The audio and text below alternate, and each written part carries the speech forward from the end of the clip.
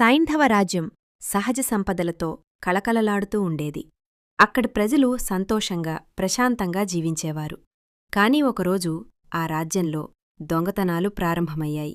రాత్రివేళల్లో ఎవరో ఒకడు ఇంటింటికీ వెళ్లి విలువైన వస్తువులు దొంగిలించేవాడు.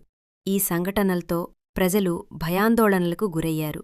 రాజుకి ఈ విషయం తెలిసి చాలా ఆందోళన చెందాడు.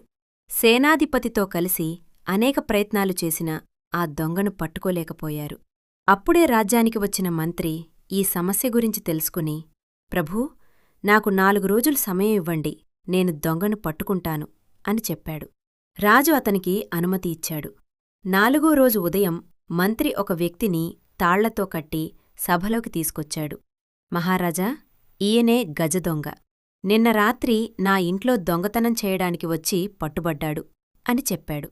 రాజు అతన్ని ప్రశ్నించగా అతడు దొంగతనాలు చేసినట్లు ఒప్పుకున్నాడు.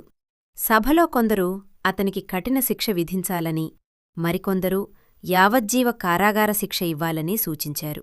అయితే మంత్రి, ప్రభూ, ఇతనిని రాజ్యం నుండి బహిష్కరిస్తే ఇతర రాజ్యాల్లోకి వెళ్ళి అక్కడకూడా సమస్యలు సృష్టిస్తాడు అని చెప్పాడు. రాజు ఆలోచించి మొదట అతనికి రాజ్యబహిష్కరణ శిక్ష విధించాడు. అదే సమయంలో మంత్రి ఆ దొంగకు కొన్ని బంగారు నాణ్యాలు కూడా ఇప్పించాడు. ఈ వార్తను రాజ్యంలో ప్రచారం చేయించాడు. కొంత దూరం వెళ్ళిన తర్వాత మరో వ్యక్తి అతన్ని ఆపి, నువ్వెవరు అని అడిగాడు.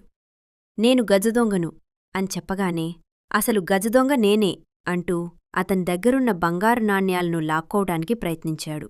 అప్పటికే అక్కడ దాగి ఉన్న సైనికులు ఆ వ్యక్తిని పట్టుకుని రాజు ముందుకు తీసుకువచ్చారు.